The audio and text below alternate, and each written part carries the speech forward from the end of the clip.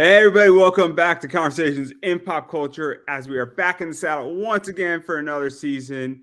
And before I introduce my guest, I want to remind everybody that this episode is brought to you by my friend Preston Poulter's Palace of the Golden Princess, which offers a fun, sexy romp through a fantasy RPG setting run by women. Issue 3 launches soon on Kickstarter, and Preston's doing me a pretty solid favor here, where he's actually offering a free PDF of issue 1 if you sign up for his email list at pocketjackcomics.com, so you could actually try before you buy.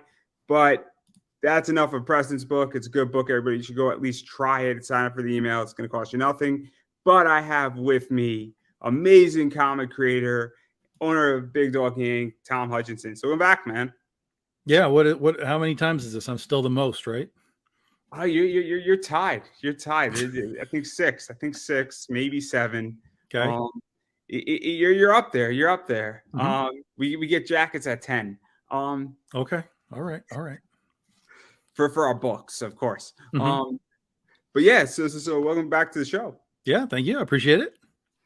Yeah, so obviously you got a lot of stuff going on. It's day 1 of BD13 anthology, celebrating 13 years of Big Dog Inc. Obviously a big anniversary. But before we get into this Kickstarter, I want to catch everybody up on what Big Dog Inc. is, the short version, because you've been on. We make comics. That's as short as it gets. We make comics. Done. Over with. So I'm Tom. I'm the writer, publisher, art director, sales guy, traveling salesman, shipping guru.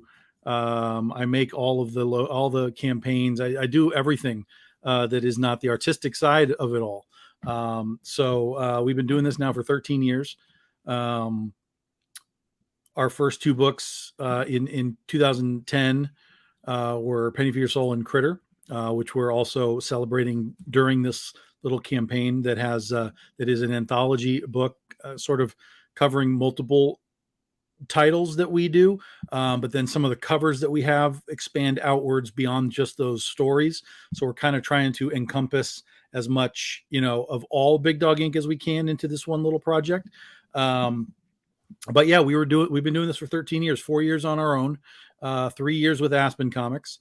And then the last 7 years, I guess, 6 years on our own, using Kickstarter as our primary, distribution method.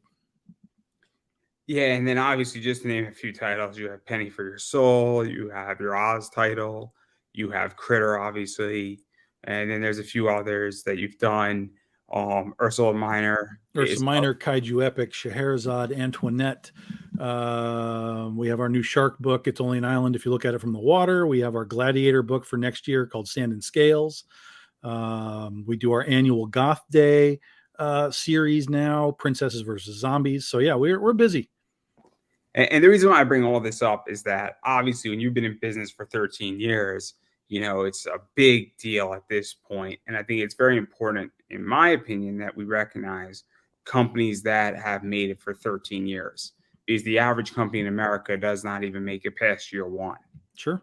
And it's a big deal. And that number goes further and further down once you get to 3 years, 5 years, 10 years, 20 years. And I think it's very important that people realize, especially in comics and creatives, that 13 years is a big deal, 10 years is a big deal, 15 years is a big deal. And so I think it's very important that people sort of get that idea that you've been around. Yeah, I mean, not to rag on publishers and stuff, but in our 13 years, I mean, there are dozens of publishers that have come and gone in our time. And while we've never reached like any sort of high levels of diamond sales or the comic book media never wants to talk to us no matter what we're doing. The one thing that we have going for us is that we're still here. We're still going, and we're not just doing 1 book or 2 books or 3 books. Like literally I have 14 different titles, and that doesn't include all the little spin-offs that we do. Like Penny for Your Soul had a Joan of Arc spin-off and so on. So, there's value in just simply hanging around. And you don't have to be exploding through the glass ceiling to be successful. And Kickstarter has allowed us to really change what we do and how we do it, why we do it in some cases. And, you know, we're still here. I mean, we're already planning 2 years ahead, 2025, our 15-year anniversary. We're already planning 2026 for what's coming next. So, you know, this isn't a matter of us being sort of fly by night, or, you know, these guys don't produce any kind of product. Like, we're producing product all the time. You know, it's not like 3 or 4 issues a month like we used to do, but we always have books, we always have content, we always have projects, and, you know, we're still here. So let me ask you this, because I'm actually very curious. Do you think that to some degree publishing has changed, and even how you put out content has changed, where, before you needed to be, I guess, balls to the wall. And now, because media, in my opinion, is very fragmented, Mhm. and it's anybody, and the barriers are down, I think is a safe assumption in comics, where anybody can do this, Yep. that you just have to almost survive to the next month and the next month after that. And if you do that year after year after year, and I think if you're profitable and you continuously put out books, you're gonna get to year 5, year 10, year 15. And do you think that that sort of is the new, I guess, I don't want to say the model, but sort of the trend, I guess might be the way to put it? Well, yeah, I mean, the old way doesn't work anymore. There's no methodology that says I'm gonna spend thousands upon thousands of dollars on a comic. I'm gonna hope that Diamond Distributor or Lunar or whoever will take me. Then I'm gonna hope that a retailer decides to buy me and put it on the shelf. And I'm gonna hope that somebody at the far end of that chain finds it on a shelf in a comic book store somewhere and takes a book home for $4. That's a non-existent, impossible chain of events anymore. So we dumped it. We went away from it. We had the choice to go back to Diamond or start using Kickstarter and go and deal direct to customer. And that was absolutely the right choice, because the comic book retail market is in continuing decline across the board from the top to the bottom. And you know, the system as it was in the 80s and 90s and 2000s, it just doesn't work for the way that the world works anymore. And so we have to now take advantage of everything that we can do to corral people to just kind of watch what we do, rather than telling them, oh, our book is out in comic book stores, and then they go to a comic book store and it's not on the shelf. And why is it on the shelf? Because random comic book store decided not to buy it. It doesn't work. So you know, it's a new era right now. It's the Wild West right now. All sorts of crowdfunding and social media stuff like Patreon and Substack and all that kind of stuff. It changes the way creators can create, and they can do it for themselves. They don't have to do it for corporations, which you know, that's when you get really genuinely good attempts at new stories and new characters and stuff, because there's no corporate entity going, you can't do that. It's just a creator going, I don't do whatever I want. And that's kind of what we do. Yeah, let's kind of dive into this, because obviously Big Dog Inc. has created a lot of characters and created a lot of worlds. And this Kickstarter in particular is an anthology, Mhm. and it plays in those worlds in a lot of ways. And Mhm. my understanding, and correct me if I'm wrong about your Kickstarter, is that it's a 40-page anthology with 3 different stories written by you, Pat Chan, and Stephanie Menard. Stephanie Menard. Thank Mhm. you. And it kind of captures 3 different areas of Big Dog Inc. Mhm. Something from obviously, Yeehaw Vampires. Yeah, Something we from, have. So yeah. I'm writing Yeehaw Vampires. That's a spinoff from Ursa Minor. Pat is writing Slipstream. That's a spinoff from the Critterverse. And then Stephanie is writing Princesses versus Zombies. That's a spinoff from Princesses versus Zombies. So yeah. So let's actually talk about this. So where did even this idea come from to do an anthology that, in my opinion, captures a good chunk of, I guess, the heart of Big Dog Inc., but also Yeah. is new material. And Yeah. so it's familiarity, but it's something new too, because that's kind of, I feel, the trick right now on Kickstarter, and why people with graphic novels are struggling is they're dealing with that, I guess, quagmire.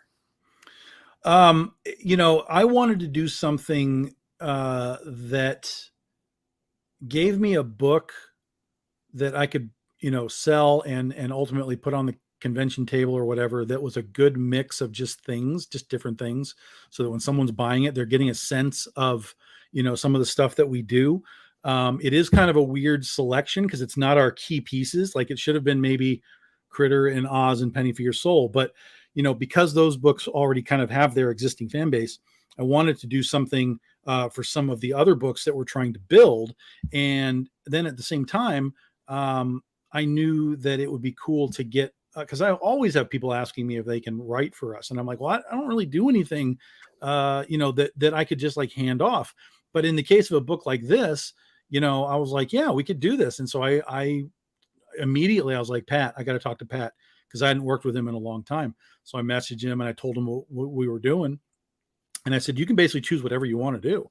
And he was like, well, I want to do more Slipstream, because he had written Slipstream like 10 years ago for us as a one shot. So he wanted to do more Slipstream. I was like, cool, that's great. That's a very obscure character. That's sort of the point of what we're trying to do here. So go for it. And then I knew I was going to do the Yeehaw Vampires book. And then I kind of figured let's do the third piece as a lead into something else that we're going to do later in the year, which is Princesses versus Zombies. So I was like, well, let's introduce the fifth princess in this book, and then that'll lead us to what we're going to do in November. And so Stephanie Menard, I've known her for many, many years. She's a great writer, and she's talked about, hey, let's, if you ever need me, I can write. And I was like, cool, this is the opportunity. Stephanie, do you want to write PVZ? And she was like, oh yeah, I want to write this. So I was like, awesome, there it is, we're done. And so they each wrote, we all wrote 10-page stories. The other remaining pages will be filled up with, we have some stretch goals in the campaign. So we'll be unlocking some additional pinup art that will go into the book. So when we get to stretch goal number 2, that'll be the first one. And what we're going to do is let the backers vote on who the character will be. So that way, again, we get a little more broad depth of our characters put into the book. So there won't be Ursa Minor or princesses or Slipstream as part of the voting. It'll be Antoinette, Lights Camera Jungle, Kaiju Epic, so that they can vote on the ones that they want, and then they're going to get additional, characters and content that way. So that's sort of the general issue of it. There's a lot of stuff to talk about here and break this down. So one of the things that I think is really interesting is that it is an anthology. And what I like about anthology books is that if I don't like a particular story, but there's 2 or 3 others in there, if a story falls flat or I don't like that story, I can still get the other 2, or one of those stories can help to really sell the book. Sure. So somebody's a fan of Critter, they might not necessarily be a fan of, Ursa Minor, Right. but they're going to buy the book anyway, and they get exposure to that story, and they say, hey, maybe I do like this. That's the whole thing right there, is the hope that you can start to transition buyers of one book to another book. Yeah. And then the other thing that I think is really interesting is that you're also putting a spotlight on certain things that maybe haven't gotten attention. Mm-hmm. And I go back to wrestling, where sometimes you need to put a spotlight on a wrestler who's been buried for a while, because you need to build him up 6 months out or a year out, so that he can get and be in the main event at a pay-per-view. And so it's very interesting where sometimes you have to, I guess, put a book or start getting a book hot, and then sort of take a book off, I guess, the stove and let it cool down a little bit. Or if the Oz stuff is sustainable, it doesn't need, the stove to burn, but maybe Critter does need that, or maybe, Ursa Minor needs that for the time being. So what is that like, really managing all of that? Because I think it's a real skill to understand what properties need attention when and where. Mm-hmm. Yeah. Well, the Yeehaw Vampires book came about from the Ursa Minor series that we were doing. Brian Peterson did a cover for our Lost Girls series, where we're taking 80s characters and turning them into vampires. And so he did like a Daisy Duke vampire girl on a cover. And it was, as soon as I saw it, I loved it. I thought it was fantastic. And then as I started to show it to other people, I could see that this was genuinely like something that they were latching onto. And so my brain started working like, okay, I think this needs to be a thing. somehow I have to turn it into a story. I don't know where or when or how, but I started to develop it almost immediately. And then when we came around to the idea of the anthology, I was like, this is it. That's the perfect dropping point, because we'll be coming out of Ursa Minor and getting that sort of, final piece of the puzzle. And then we'll have 2 other books that are lead-in books to what we're doing this year and next year. Slipstream is part of the Critterverse, which comes back in January. And then Princesses versus Zombies, we get the second official issue in November. So it all really worked together. And again, it's characters that, there's 4 first appearances in this book. Daisy and Dawn are the vampire girls. Jasmine is the princess.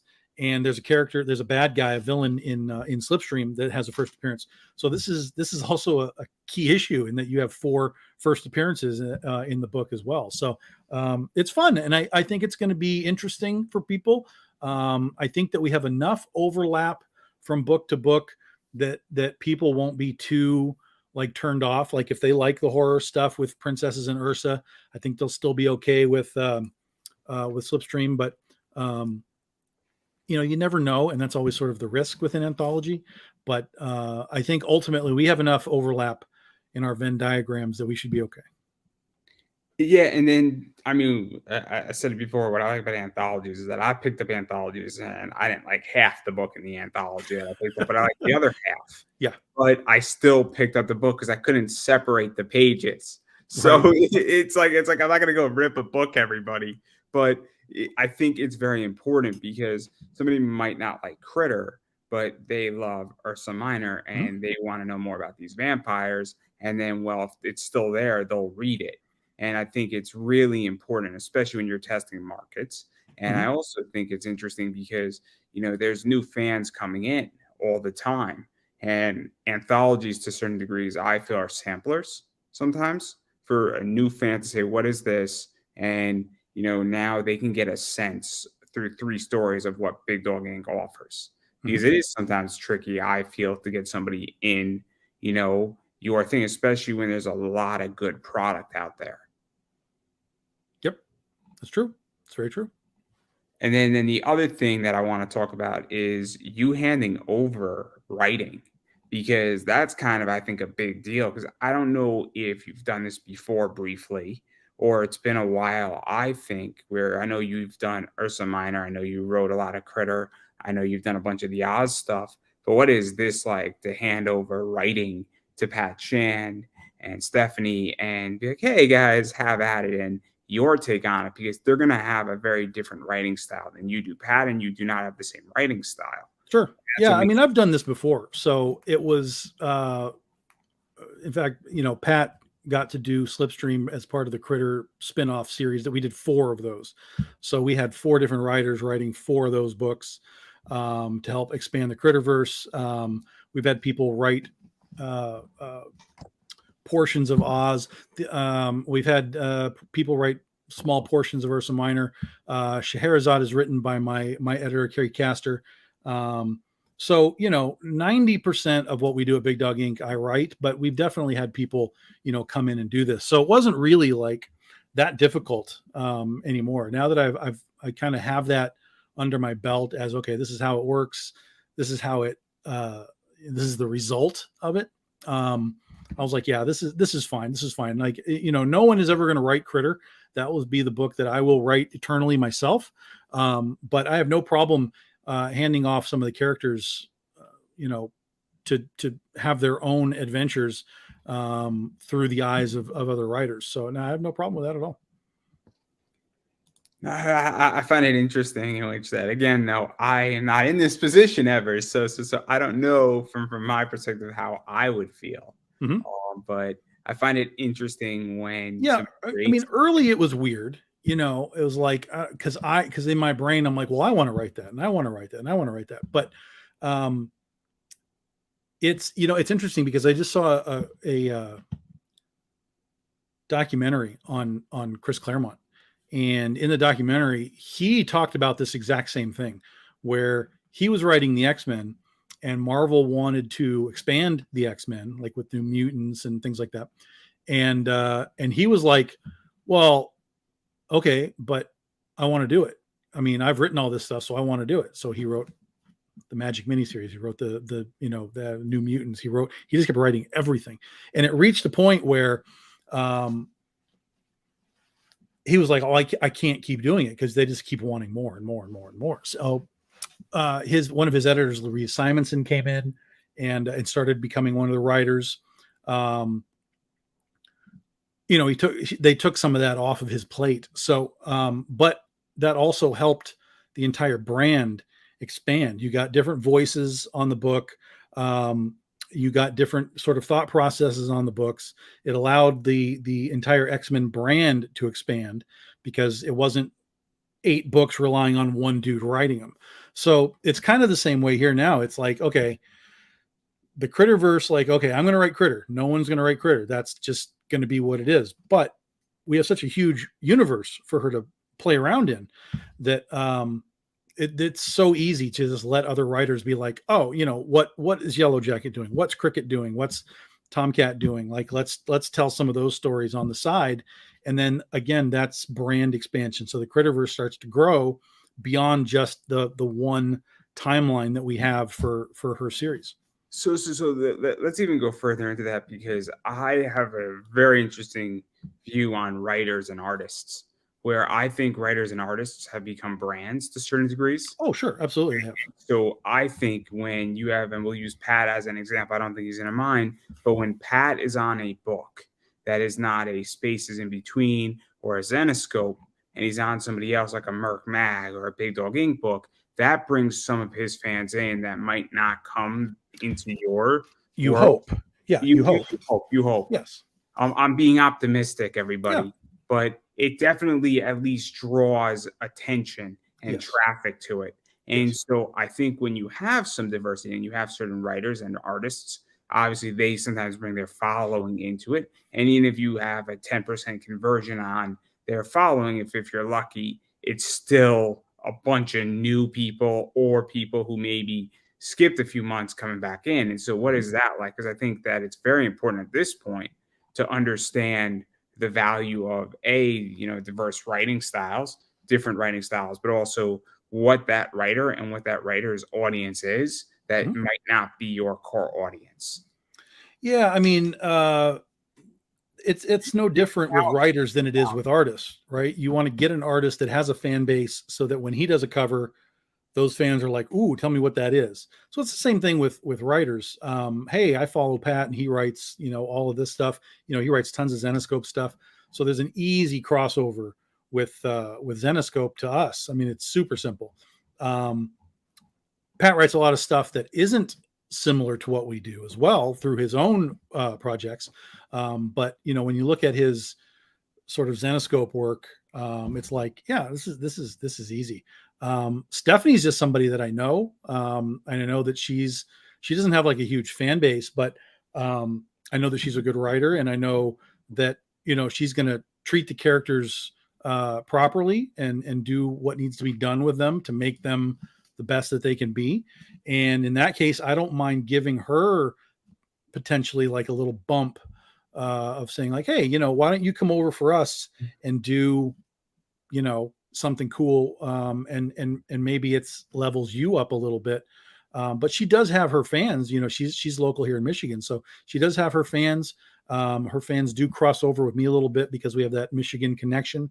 But yeah, I mean, that's the hope for always whenever you bring somebody in, is that they're going to bring their fans with you in whatever capacity.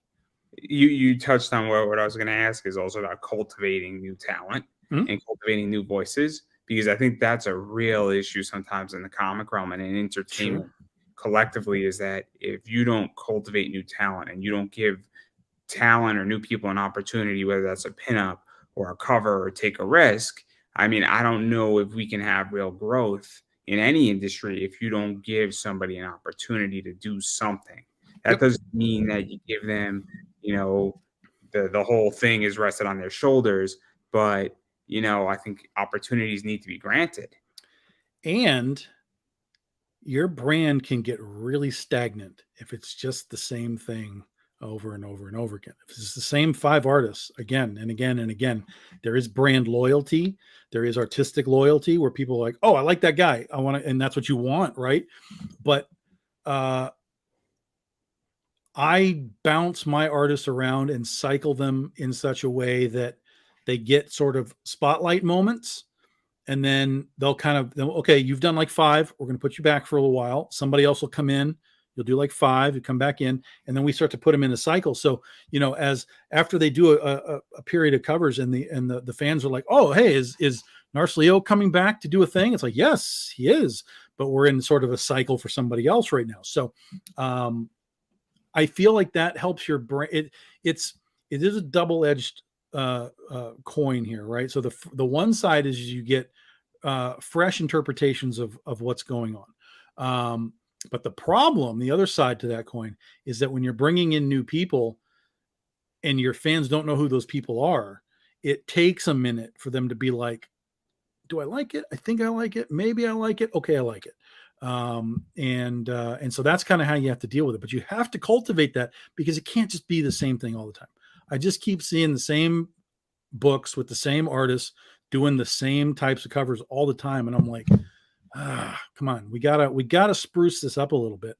And here's the thing: if you're just using the same people all the time, that could block them out from going somewhere else and doing another book, which expands their audience. And that's the whole point, right? Is you got to expand their audience.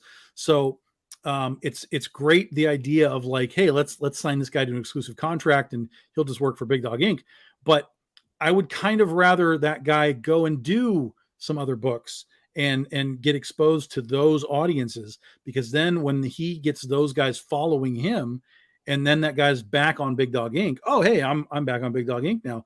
Those guys are like, oh, what is that? I only know you from this other book. So the trading system of artists is super hyper important, as is just general art direction.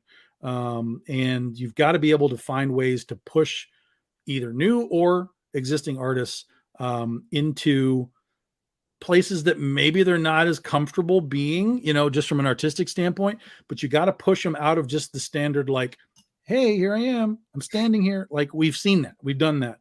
Let's see if we can find a different angle, a different perspective. Can be the same pose, but let's push the envelope a little bit. And we did some of that in this campaign. No. I agree. And I go to wrestling on this. I mean, with wrestling, it's very much front and center on TV. I mean, I know your favorite wrestler is Roman Reigns. He's the best. Yeah. Yeah. He's killing it, guys. He's killing it. It's over and over and over the same thing. And it's getting so stale. Versus a guy like Seth Rollins, he didn't have the belt for almost 4 years. Right. And now he has the belt, and it means something. And Monday Night Raw with him is actually exciting. Mm-hmm. When he goes to NXT and he defends the belt in NXT, it means something. And I think that's a really good analogy on what that looks like, where I think Roman's had the belt way too long, and I think that he needed like a year and a half off. Yep. And then if you got the belt again, it would have been great, because it would have been like, oh, this is fresh. But I digress, and I couldn't agree more about that. And believe me, there's certain campaigns I'm just like, your same 5 artists are there, as you were saying, and I'm like, we've been here. It just looks the same, and you gotta artistically. I mean, you got to do it in the writing too, obviously, but artistically, you got to really try and spruce things up as best you can. And it's, even when you try, you're not always successful. I'm not saying that we're perfect at what we do, not by a long shot, but as an art director, I'm always kind of thinking like, is that like what we want? Like, is there a better way to do it? Can we tinker, tweak, move the camera somehow to get maybe a better shot, just a little more drama? That's what we try and do. I mean, let me ask you this, because I've evolved as a person where I fail in interviews all the time, and people might say, yeah, the interview was okay, but I used to be terrified of failing. And if I have a bad interview, great. I have a bad interview, it's going to happen one way or the other. And I think this is a problem in comics, is that I don't know if people are terrified of saying, man, I am terrified of failing, or I just spent $700 of money that was really hard to get, that was crowdfunded, and they're terrified to experiment because they might fail. Sure. Because all of a sudden, if you're spending $700 or $500 or $300 on a cover and it's tight in your budget, or it's money you don't technically have and you're hoping to recoup it, I don't know if that's part of it, where they're trying the same things over and over because they somewhat work, Sure. and it's a That's money problem, or I don't know. I don't think it's a money problem. I think it's just like you said, it's just sort of like this has been working, so let's keep letting it work. But to me, that's diminishing returns. Over time, people will eventually realize, okay, I've seen this. Now, if they're invested in here's the other side of this coin, right? If they're invested in your characters and they're invested in your story, then the cover can be kind of whatever it is, because they just want to get in and they want to read your story and they want to see what the next chapter is. You know, what's the big cliffhanger? Like, what's going on? What's the twist? So at that point, then the cover becomes less important. Then it's just the nostalgia. Then it's member berries. It's like, oh, I like that artist, so I'm going to get that cover because I like that artist, whether they like the cover specifically or not. It's like, I like that guy, so I'm going to buy that guy's cover. And then I want to read this book and see what's going on. So the more invested you can make your fans in your characters and story, the less the covers have to really punch. You know, the punch is for all the art collectors, the guys that want it all, the guys that want like specific artists and so on.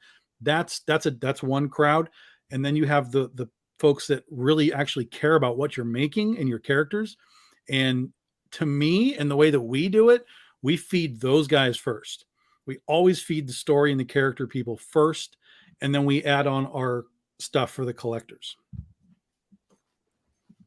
That's interesting, because I mean, look, I'm a collector, and I look and I say, what's the coolest cover, and what's the Of course, but but you can find the coolest cover, and that doesn't mean that we have some highbrow super artist, right? We have art. If your art is good enough, you don't need to have super artists. It can just be like, holy shit, I don't know who these people are, but they're great. And then again, that's what we're talking about. We're cultivating new talent, right? It's like, Jesus Christ. Like Narcio Sousa came on last year. He did one cover for us for Princess versus Zombies. It sold wildly well. And immediately I came back to him like in January. I was like, let's do another one. And he did another cover. It was done in like 3 days, like done. And I was like, holy shit. Like, do you want to like do another one? He's like, yeah, 3 days. Done. I was like, God damn it. Like, what is going on? So I just kept giving this guy art. He only had one published cover at that point. And I was like, screw it. I'm all in here. Just keep going, man. So same with Eisenetto Adamar. Like, he was the same way. Not as fast, not as many. But he was like, yeah, I'll do another one. I'll do another one. I'll do another one. I was like, Jesus, I love what this guy's doing. So I just kind of put all of my chips in those baskets. While we still use the guys that we normally do. CB Zane is over here. Mike Chrome is over here. You know, Fabio Samau's on here. MR Gunn's on here. But you have to cultivate artists. You have to cultivate style. You have to cultivate interest. And interest is both artistic, like the cover side, and interest is character and story. And for us, character and story always comes first. No. I get it. I get it. I mean, I just look for things that are also saying, what's a cool idea versus the name, where, you know, there's certain things. And I think it was Gotte, like the blacklight thing, I thought was cool. And I thought the rock and roll cover was really cool as well. And I was like, both of these covers are really cool concepts. I don't know either one of these artists, and I don't care. Because you don't know Joel Gomez, really? I know Joe Gomez. He does a lot of stuff for Coffin. Right, that's him. Yep. Mm-hmm. But I don't know a lot of his work. I just know that he does work for Coffin. Sure. Yep. But I like, if you said, what does Joe Gomez do? I couldn't tell you. Okay, that's fair. For shit, I couldn't tell you for shit. If you had a gun to my head, I would say it was nice knowing you, Tom. It's nice knowing you, Tom. But yeah. So, but like, I was like, man, that cover just looks awesome. And that was one of the things that made me buy that cover. I think it's very interesting. And you mentioned something also that I think is interesting about diminishing returns and having to shift things up. And I've actually never mentioned this, but I just went through a pretty big business expansion. And before I was almost 80% in my eBay store at Zenoscope merch. And that's been reduced down to about 25%. Mm-hmm. Because I brought in things like Mount Olympus, things like Merc Mag. I'm bringing in stuff from you and some other places, comics, Elite, Power Hour, and my returns are actually significantly higher now.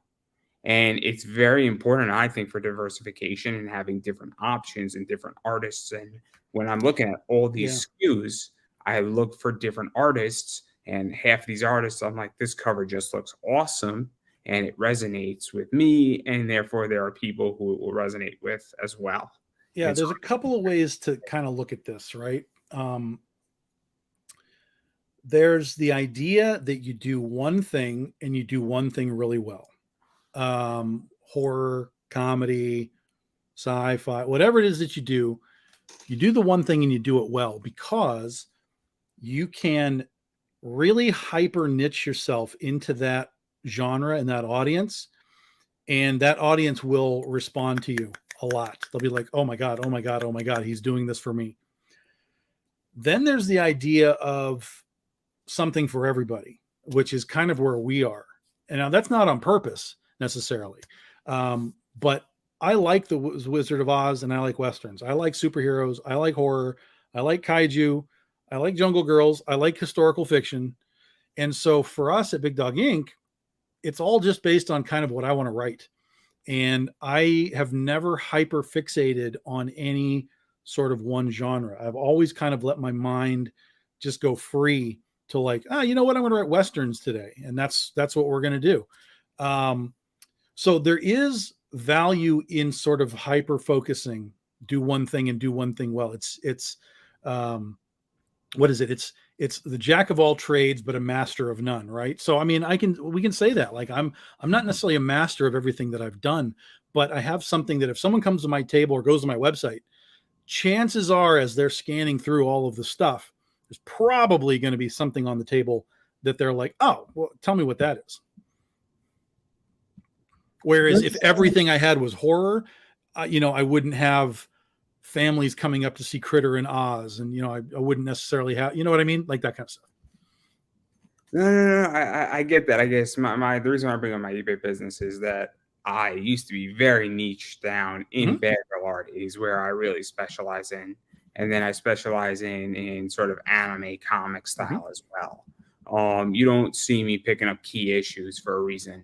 Where I know a lot less about that. I would much rather deal with bad girl art, but I had to almost diversify out of a particular sector. And I had to become, I guess, a more jack of all trades within a sector. Sure. Yeah, absolutely. Because I was forced to, and I was forced to evolve because I couldn't compete with my competitors. And now I'm not where they're at. And so it's very interesting because I had to diversify to grow. And the more fluid you can be in business, the better off you'll be, because the easier you can be like, you know what, I'm going to make a left turn and I'm going to let those guys keep going that way. I'm going to go this way. And, good things can happen. I mean, everything's a risk, business is a risk. Art is a risk. But you have to kind of just run with what feels right to you. And, and then that's your focus. Like, this feels right now. We're going that way. Doesn't feel right anymore. We're going to go that way.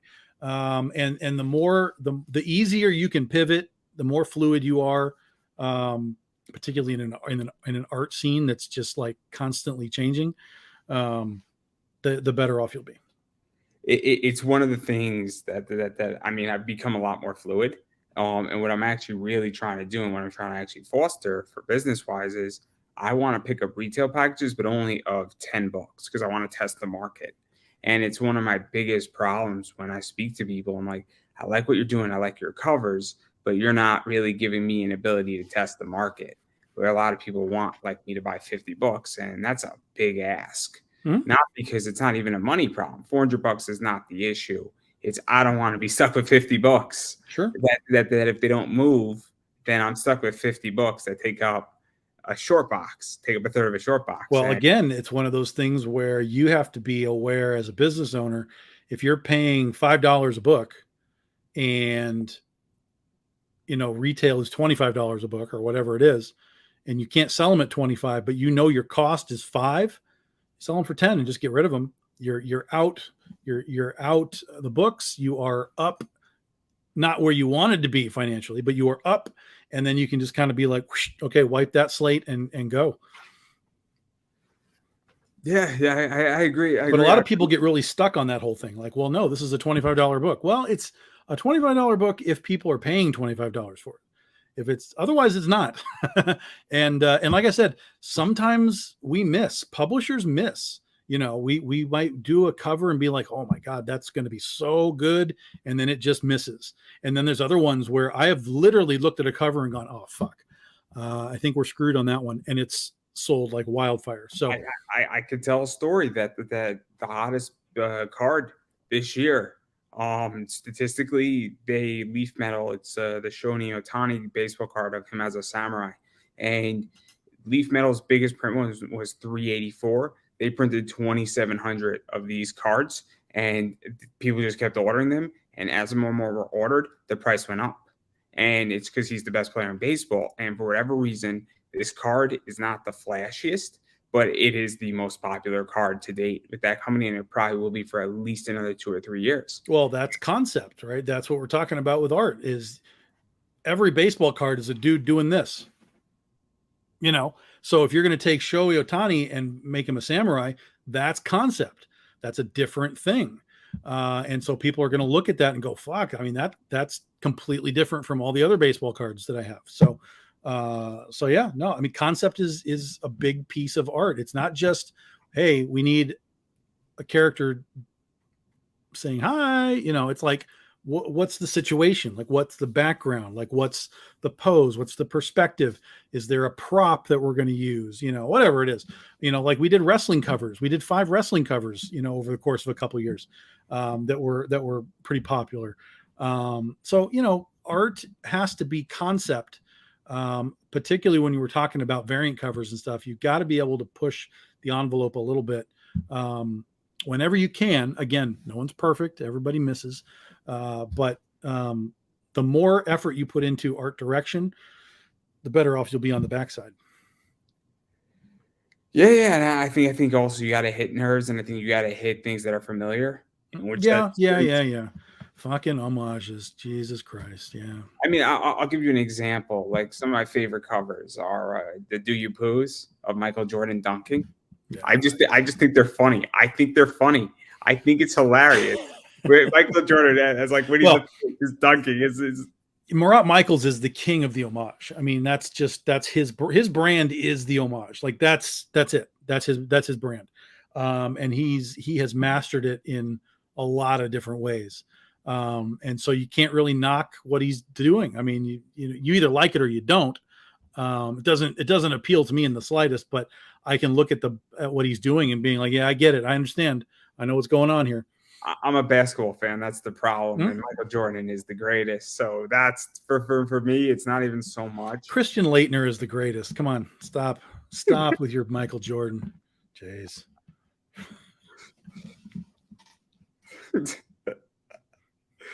My point is that I enjoy those covers, because when I see those covers, it just makes me smile. And sure. That's what I think is. That's the goal, man. That's every homage's cover is like, how do we tap into what people know and then wrap our brand into it? I mean, it's just like Gene Simmons. I remember when Gene Simmons was talking about doing Hello Kitty Kiss figures. I'm like, Jesus Christ, what is this? But he's like, dude, this is 2 brands. We're going to jam them together and it's going to be awesome. And here it is. So, I understand the homages. For me, again, I want a deep cut. I want an homage that I haven't seen before. I want something that, isn't just your character doing the Spider-Man 300, right? Like, find something that's relative to your character within movies or TV.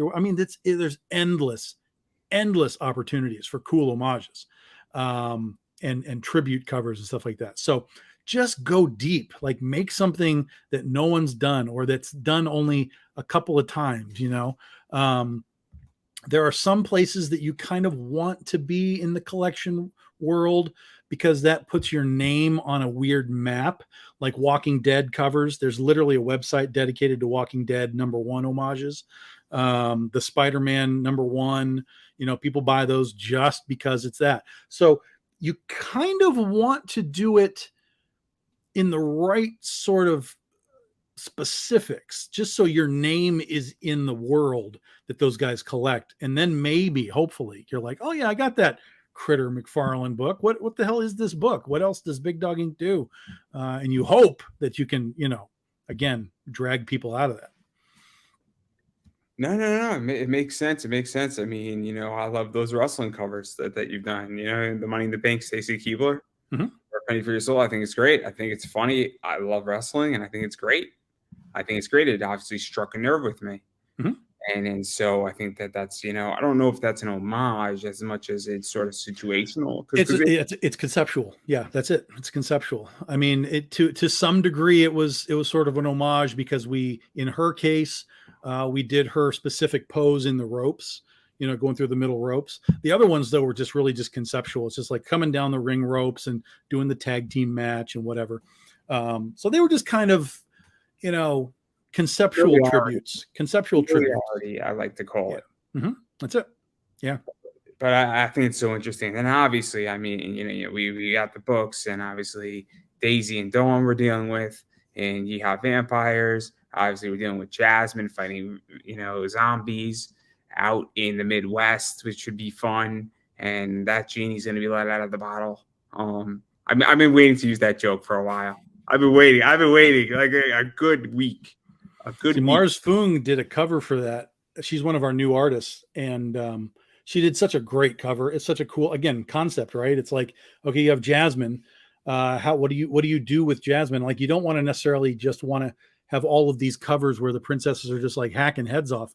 Again, that just gets tired. So I was like, how do we do this? Like, how do we do the carpet? Like, how do I make a flying carpet, but in the real world? Like, how do we even, how would you do that? And then I was like, oh my God, Mars, this is how we do this. We're going to put her up in the tree, and she's going to have the carpet tied into the branches like a hammock, so that she's laying on the hammock, and then the zombies are going to be below her, like reaching up, trying to get her. And she's just going to be on the hammock like, yeah, I'm all right. This is fine. And Mars got it immediately. There it is right there. Mars got it immediately. And I was like, fuck, this looks so great. Like, it's so good. Such a great concept. And she absolutely nailed it. I didn't even realize it was zombies down below. Mm-hmm. I just thought it was people, and she was just chilling out. Like it didn't even get in my head the zombies. I'm like, I see that she's on her carpet. I didn't even think it was tied to the trees. I was just like, cool, she's on her carpet. It looks like Jasmine, and she's just chilling out. And she doesn't want to deal with people. Like, I didn't even interpret it that way, but it makes sense. I mean, but I just thought it was a fun cover in that realm. But now I realize that I made an error in my judgment. I'm okay taking the L on this one. But we should probably talk about covers, because there's some cool stuff out there that you got in this campaign. Well, and literally, as we're talking, we have had pledge after pledge after pledge after pledge coming in, and we just crossed $9,000 in 9 hours. And that unlocks stretch goal number 1. So when we're done here, I'm going to go change all of our images, and stretch goal number 1 is now officially unlocked. Woohoo! And it's the Jasmine. So we have this artist, his name's Bun Leong, and he does amazing chibi stickers, or chibi art, which we have turned into stickers, but we've now really been doing magnets. People really seem to like the magnets. So we've turned them all into magnets. So it is the Jasmine Bun Leong chibi magnet is now officially unlocked. So if you're spending $25 or more on the campaign for any physical items, you're going to get one of those free now. Yeah, no, I'm excited. I'm at 85 so far, and I'll probably be at another 80 at some point after I back day one stuff. So talking about day one, this one right here, it's retro stuff from the archives. Yep. And so this is the first cover for Penny for Your Soul number 1, 13 years ago, by JB Netto and Oren Kramik. That's the original art team for the book. And so when we have these we started doing this a few years ago when we had our 10-year anniversaries. we wanted to, sort of celebrate the roots of where we came from. And since back in the day, we weren't doing foil covers and metals and all that kind of stuff. We do what's called retro foils now. So we'll find a cover that we like. We'll turn it into a holofoil cover and do a very, very limited print run. So these are available today only, not the first 24 hours, day one. So at midnight tonight Eastern time, which is now 3 hours away, these will be removed from the campaign. They'll be gone. You will not be able to get them. So if you want one, you got to get them tonight. And then this is the Critter one. Yep. That's the Todd Knock. Again, 13 years ago. So what is that like to have him on it? Because that's like error.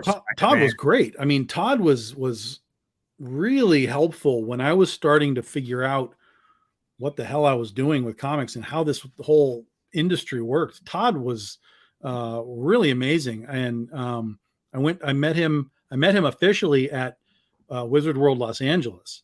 And I went in there and I had talked to him on Facebook a little bit. So I went in there and I was like, hey, I'm the guy that's been bugging you. He's like, oh, Tom, what's going on? I'm like, yeah, cool.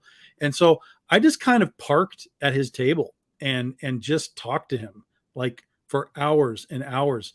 And whenever people would come to his table, I'd just kind of like walk away and like, okay, here, do your thing. And then I'd come back in like, okay, Todd, now what? And eventually Todd was like, look, just come back here. Just sit back here. And then they can just come and we can talk back here. And I was like, holy God, this is awesome.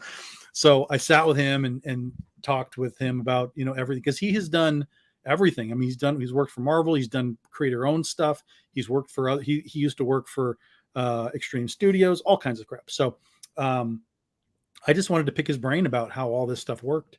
And he was great. And then ultimately he let me use one of his creator owned characters in Critter. Critter number 2 has a crossover appearance by Lilyhammer from his book called Wild Guard. So, I mean, just unbelievably kind. And then of course he did the cover for me, and then he did the cover for issue 2 as well. So let's actually talk about this, because I've had moments when I first started out in interviewing where people tolerated me as a shitty interviewer and every right to destroy me. Sure. A guy named Eddie Kingston, who wrestles in AEW right now. Rough interview on my part, really helpful. He freaking carried the interview, and other people have been extremely helpful in a lot of ways when I was first starting out as an interviewer. And I think it's tricky now sometimes, where I think there's plenty of kind people. I think you're one of the nicest people in comics, and I think you're extremely helpful in a lot of ways. And there's been some creator hangouts where you gave really good advice to a bunch of people. But I also think that there's a lot of people who, I don't want to say they're mean, but they're not helpful, or they don't feel like sharing knowledge. Sure. And yeah. I think it's a weird time, because I don't know, maybe there's an issue of competition. Maybe people feel that they're threatened that if I share knowledge, that somebody's going to take my spot, or they're going to take food away from my campaign. 100% that's the case. Yes. So I mean, I just think it's very problematic, but I understand what's going on. I just don't know how we get past it, if at all. And you can't. It's not a thing. Somebody is either willing to talk and willing to, sort of help the next generation, or however you want to describe that, or they're not, and that's it. And I always have. It's been really strange for me, because when we started, I didn't know what the hell I was doing. I mean, I had no clue what the hell I was doing with anything. But being on the other side of the table suddenly gave me this weird credibility in the eyes of a convention attendee base. Like, oh my God, how did he get over there? And it wasn't that like, oh, Tom makes shitty stuff, how did he get there? It was just like, oh my God, like this guy did it. Like he made it, and he's over there, and he's made, like, I'm like, yeah, but I don't know what the hell I'm doing, man. Like all my books are different sizes, and like, it's a mess. I don't even have an editor. But I always was like, hey, let me tell you my experience, which is all I have. I can tell you my experience. And then, I would get people that want me to do portfolio reviews and stuff. And I'm like, happy to do it. Always happy to do it. So I've always tried to give back in whatever tiny capacity I could. And now when I do panels, not just at the booth, but when I do panels at cons, I have 13 years under the belt now. And while that's still minuscule for a lot of professional guys, 13 years, when you consider we started in 2010, Kickstarter wasn't a thing. Facebook was barely a thing. Social media was barely a thing. We started in the dark ages of comics. And then we've kind of gone through all of this to now to where we're doing live shows on Facebook. I was published myself. I was published by Aspen. We've published through Kickstarters.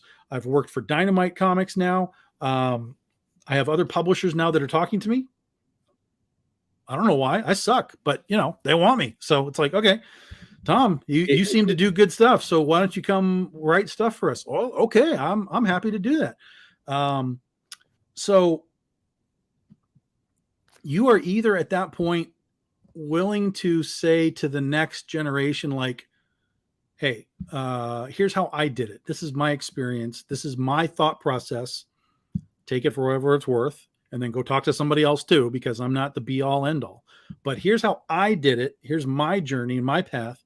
And you guys now have this path to follow, because where I was 10 years ago is not where any of this exists, in 2023. So, we did a couple of panels at Tremendicon, and they were really good. We actually had people in there. People were genuinely interested to, like, hey, I'm going to go to a panel and listen to these guys talk about shit. Okay, awesome. Let's talk about shit. But what I always try and do at the panels is like, okay, tell me what you want to know.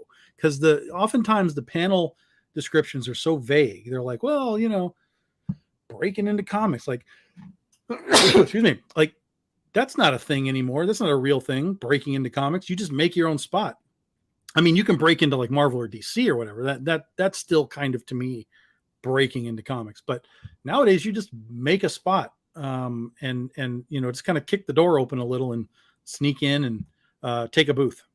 See that's interesting. So I used to do 2 panels at cons: how to get into podcasting or how to create a podcast, and I used to do how to do comic book investing.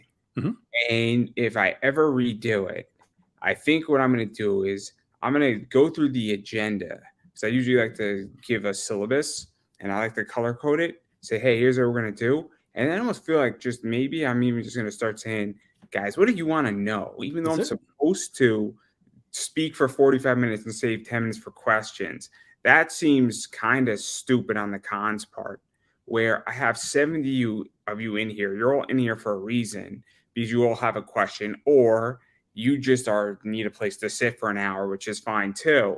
But yeah, I mean, people do just sit and listen. They're happy to do it. Whatever you want to say, they will listen to you. But again, in my brain, I'm like, I may not be touching on what you get. Everybody in comics is at a different level, and so I may not be touching on anything that you guys really have a question about. So I'm going to give you a spiel, and I'm going to talk about some things that I think you should know. But then it comes down to like, okay, do you guys know what 300 DPI means? Do you guys know what a barcode is? Like, these are real things that a lot of people don't necessarily, understand about art and comics and stuff. So, but then it's like, yeah, you gotta ask me what you need, and then I'll tell you the answer. I mean, I'll be very honest. I like the lecture on like the Godfather anime, and that is a straight 45-minute lecture. And I don't mind taking questions, but we're just talking about a particular person. There's there's information, but it's entertainment. But when I'm doing something that is that way, I absolutely agree. Where it's like, guys, what do you want to know, and what do you need to know? And there's things that I don't know, and I'm sure there's things you don't know. And the answer to that is saying, look, I don't know what it is, but shoot me an email, and hopefully I can find you an answer. And that's one of the great things about doing panels with multiple people, is if you don't have an answer, somebody else probably does. So, you kind of want to have 2 or 3 people at least up on there that have some knowledge of whatever, just lost the word, whatever the hell we're talking about. Subject, whatever subject we're talking about. If you got multiple people, you're going to get great answers, and you're going to get multiple viewpoints on the same thing as well, which is often really cool. Because again, what everybody says is their journey. and it doesn't necessarily translate to anyone else's journey, but you kind of take that information and take the pieces out of it that you're like, yeah, I'm kind of there. So maybe I'll listen to this part, but I've passed this, so I don't really need this part. Whatever. Yeah, it makes sense. It makes sense. And I just think that certain people want to share information and certain people don't. Yes. And I also think that information should be vetted because there are people who are really good and there are people who don't provide good information. Yes. And, luckily I provided bad information at certain points, not purposely, but just because on certain topics I was ill-informed on something, or conversely, my opinion has changed on certain things. And I used to be very, just not comically, but I used to be very anti-crypto, and I'm now very, pro-crypto. But I've evolved over years. Sure.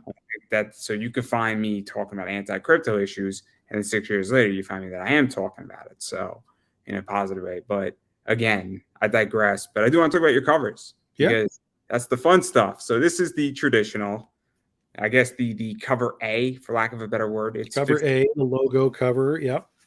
Cool group shot there by Jason Hay here. And Elenia DiNapoli on the colors. Came out great. And then we got this one, which is Yeehaw Vampires. Yep, that is Fabio Simao.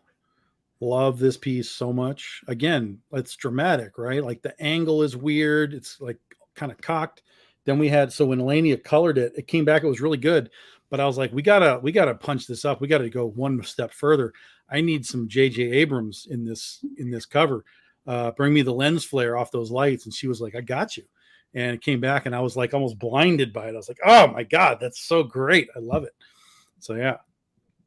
And then you got this, which is a different style. I like it. It's got a little bit of a Will Jack flair to it. Yep. This is MR Gunn. He does digital painting.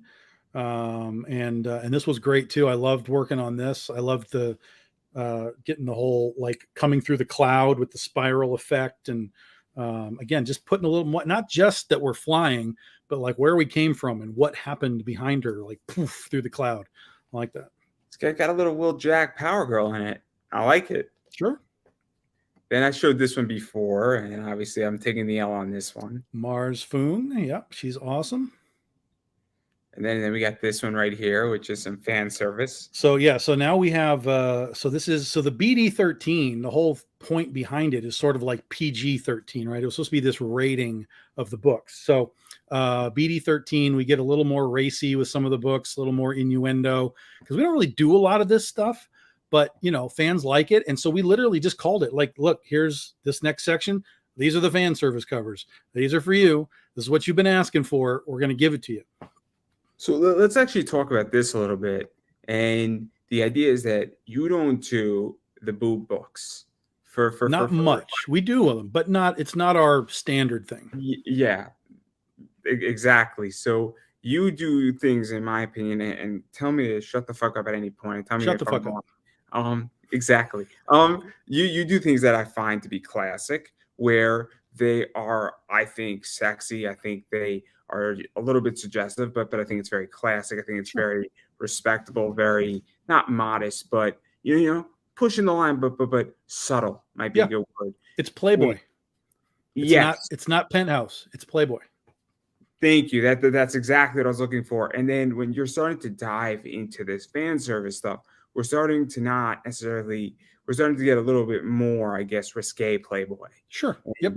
We're starting to dive further away and a little bit more risque, but we're not in Hustler yet. Correct. I mean, we're a far step away from Hustler. So what is that like to get to venture in there and get to play in that? Because you have a book like this in there, which is fun, where we know what's going on, and you get this right here, with the big butts, but again, it's not over the top.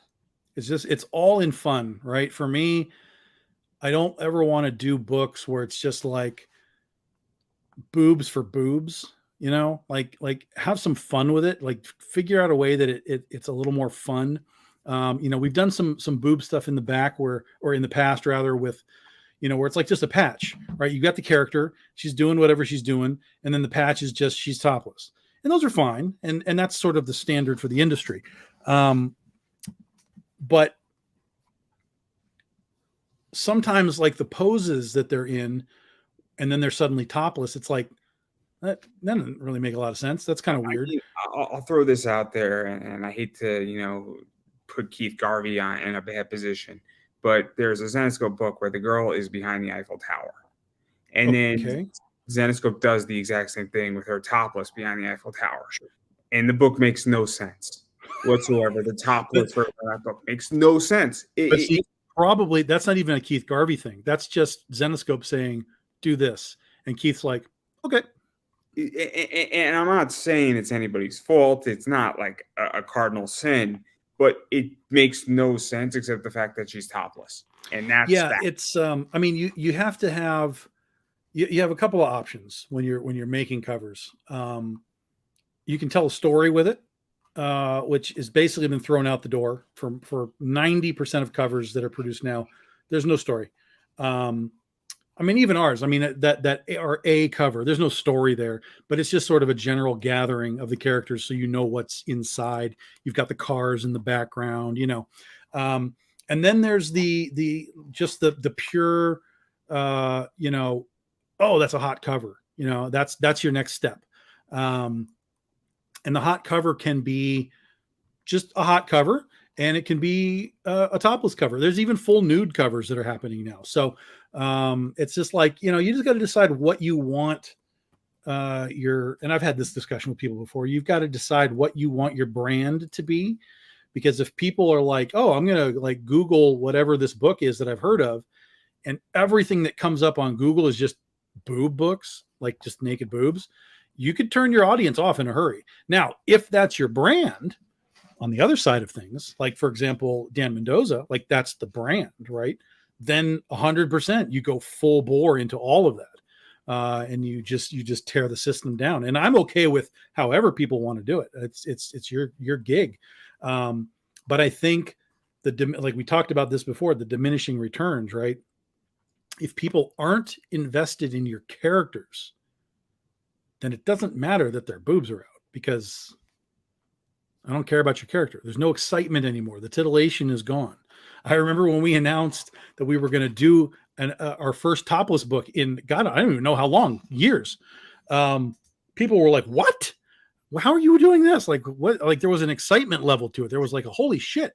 Like Tom's doing something weird right now. And I was, that's exactly the response I wanted. I wanted it to be a holy shit. I got to see what's going on here, because if I had just boobs on everything, it would be like, oh yeah, Tom's got boob covers. Okay, that's fine. But this was a little more, for whatever reason, it was a little more exciting and drove interest. I'll throw something out in wrestling. Chris Jericho and Big Show, they were a tag team and they just kept dominating. And Big Show was like, hey, Chris, when are we going to get merch? And Chris Jericho was like, not yet. And so months on end, they didn't have merchandise. And what started happening is that fans wanted merchandise. Mm-hmm. And so it was the idea that for like 4 or 5 months, then they finally got merchandise, and their merchandise was the hottest item in WWE. And then they were in main events and they were getting real money. And Big Show was like, I guess you're right, Chris, to Chris Jericho, because they made more money by waiting and by denying, because then it became a big deal when their T-shirt dropped of Jericho. That's right. Yeah, and if you are constantly giving, it's the what's the old adage? No one's going to buy the cow if you give them the milk for free, right? So if you keep giving them the milk, there's no big deal. I've seen that milk. What other milk can I see right now? So it's it's just, again, there's no right or wrong. There's no yes or no. It's just choose what your brand is going to be. And if you choose the boob side of it, do yourself a favor. Go see how Dan Mendoza does it, because he has mastered it. Coffin Comics to a degree, but not everything he does has boobs either. I mean, it's sort of hit and miss with boobs over there. But watch what those guys are doing. And those guys do play on the edge of art and concept and comics. So you kind of need to know that you're over there if that's what you're doing. But if you'd like to just sort of have something that, isn't going to inundate your Google search with boobs, go the other way. You can still do sexy covers. You just don't have to, take the tops off, and then you can kind of play in different waters. Yeah, no. It makes sense. Makes sense. I mean, I don't. I like playing with fully clothed covers on eBay. No. I like sexy. I think a boob cover is fine. I think if it's interesting, but again, if it's just like, hey, here's the cover, like, oh, okay, that's cool. Oh, and my top's off. It's not really working. Like, you'll see the one that we did, right? The boob cover that we did, there it is. So it kind of fits even the original pose, because obviously this is just a clothing patch, but the pose on the nude cover fits what we're doing here with the entire character. So you're getting like I'm doing the selfie thing. It's like OnlyFans, right? It's like a character on OnlyFans. Hey, I'm doing the selfie thing. I'm in a different outfit. We're gonna take the top off. So it fits conceptually with what we're doing, and that's what I liked about it. And that's why it was funny, because when I talked to Brian about it, he was like, "Well, do you want like her boobs out?" Like, and I was like, "Yeah, let's do it. Like, we haven't done it, so let's just do it." And he was kind of shocked. And again, that's good, because I've shocked my artist. He didn't get the answer he expected. So that's good. So if he was shocked and excited, then, the fans should be. And so far that's been the case. No. I get it. There's a really good cover from Avert Your Eyes by Black Mask, where it's the idea that I think she's holding up like a camera, and then there's also like an iPhone that's covering basically her private parts, taking the photo, and the camera's covering her breasts. Oh, it's brilliant, because it makes sense that she's posing in a very playful way, but she's not revealing anything nude. Oh, yeah. It's a brilliant cover. Cool. It's so conceptual, and it's so masterful. And I forget the artist. It might have been Lendai who did the art. And then now that I think about it, and I think Lendai, I think it's a she. I could be mistaken, but yeah, Lene Dai. Yeah, I know who that is. And so I think she might have done it, but I could be mistaken. But they understood concept. Yeah, how to do something that made sense, and there's a difference. There is a difference between those two things versus throwing a character somewhere into it. But again, if it makes money, I'm not one to judge. That's what I always say, right? Is like, if you're making your money, then make your money, man. I'm not going to tell you otherwise.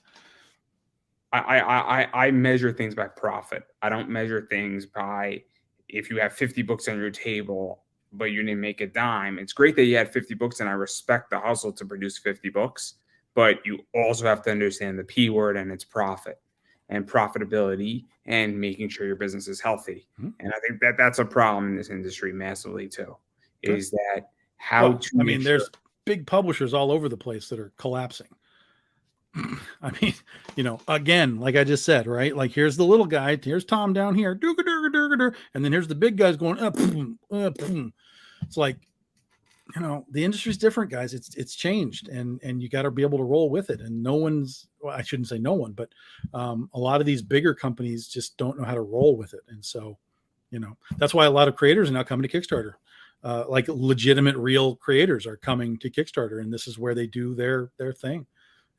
Even if they're Marvel or DC guys, they're still like, yeah, but I'm going to go create our own thing, and I'm going to put it on Kickstarter. So awesome. Agreed. And then there's this right here, which is cool, which is the Marissa Pope stuff. Yep.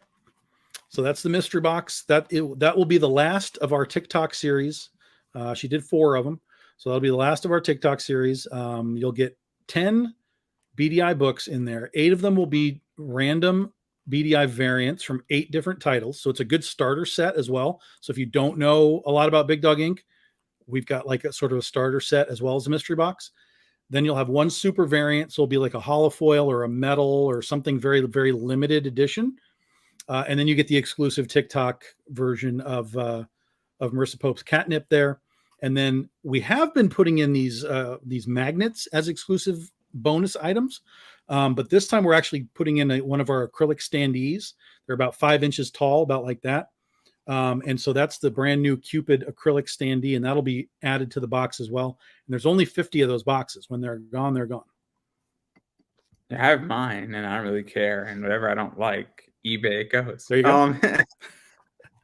I got no problem admitting it. Again, I'm testing it. I'm testing BDI on eBay in my store because I sell Zenescope, I sell Mount Olympus, and I sell your stuff, Merc, and Comics Elite. It's all very similar. I'm seeing what works well together because I love symbiotic relationship. Because the people who want to buy something that is BDI, there's a good chance they'll buy a Mount Olympus. There's a good chance they'll buy a Zenescope. There's a good chance they'll buy some Merc. And I want to sell everything to everybody, and that's good for everybody. Absolutely. So that's how I feel, and if you are upset by that, I'm sorry. Not in the slightest. I'm glad. And then this was July 11th was Cow Day, National Cow Appreciation Day, and so we had Brian do a cow costume for Blue Jay. Again, it still all fits perfectly with who she is and what she does. So I love it. I think it's fantastic. This is available as a regular version, and then there's going to be a holofoil too, which is going to just fucking look amazing. Holofoil is going to look ridiculous on this. I might be buying that for somebody for a very interesting wrestler named Billy Starks. She is arguably going to be the best wrestler in the world, which is insane. She's stupid fucking good. It's incredible how good she is. She went to prom. She's like 18 with like 3 title belts on her. It's the funniest thing I've ever seen. So many people go to their prom with like 3 like title belts on the indie scene. That was brilliant. But yeah, she wrestles for AEW, and then this also is another book out there. So that's the Immersive Pope book. This is available as a holofoil Virgin edition. You can see all the TikTok logos are gone. So if you just want that and you're not worried about the box set, you can just get that one available as a holofoil too. That's going to look really sweet too with that lens flare in it. Yeah, and then there's a bunch of other stuff also that's holofoiled out. Yeah, there's holofoil editions, there's metal editions, not of everything. We don't do that. We don't say like, here's everything, and then here's everything is metal and everything is foil. We kind of pick and choose. But there's 3 holofoils. There are 2 metal covers. And then if you are not familiar with Big Dog Ink., we have options for a lot of our trade paperbacks: Critter, Ursa Minor, Kaiju Epic, Princess vs. Zombies. So if you want to get to read what we do, we have those options as well to just kind of dive into the entire BDI universe.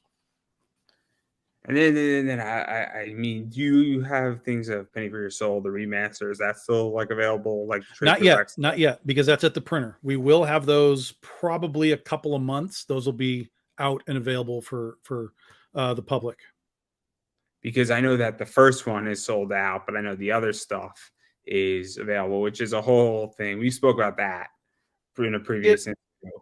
Yeah, you can get a Vark trade paperback in this campaign. It's a good starting point. It's sort of a middle point, but it's its own story for the most part. There is obviously some continuity both directions, but if you haven't tried Penny for Your Soul and you don't have a number 1, you can grab the Joan of Arc, and it'll give you a sense of what we're doing with the entire concept and all the characters. And then you can work your way backwards and forwards, as need be. But volume 1 that we just did, the remaster, it's at the printer. So I'm expecting to have them here in a couple of months. Yeah, and then there's a few other things that are at the printer or getting to the printer. I know Ursa Minor is still in the works. Mm-hmm. Obviously, Penny for Your Soul, you just stated. I know the action figure is up and down because which is also supposed to be here like in a couple of months. Yeah, that's the last time I talked to them. They were like, yeah, August probably. Now some of that depends on customs, because customs can either go fast or slow. But they were like, yeah, August, it should be, in the States. So I was like, oh shit, that's great. Hopefully, optimistically, because the rule is that you always under promise and over deliver. Yeah. Listen, we've waited for this for so long that I tell the fans whatever it is these fuckers tell me. And I'm like, they told me this is my current information. You get it. If that information changes, I will tell you again. So I'm waiting on these Otani cards because they're all sold, and I sold my stack of 18 out of my 20. And I just let all my people know, say, hey, they're running 2 weeks behind. I'm sorry. There's nothing I can do. And if you're like, no worries, man. We know you're going to deliver. We know that you're not screwing us because you have a good track record on eBay. And I'm like, I'm sorry. I am waiting for my 2 as well. And I am with you. I am not happy. And usually when people say I'm not happy because I bought one for myself also, you're like, I get it. Because I have a stake in everything that I buy sometimes. So there you go.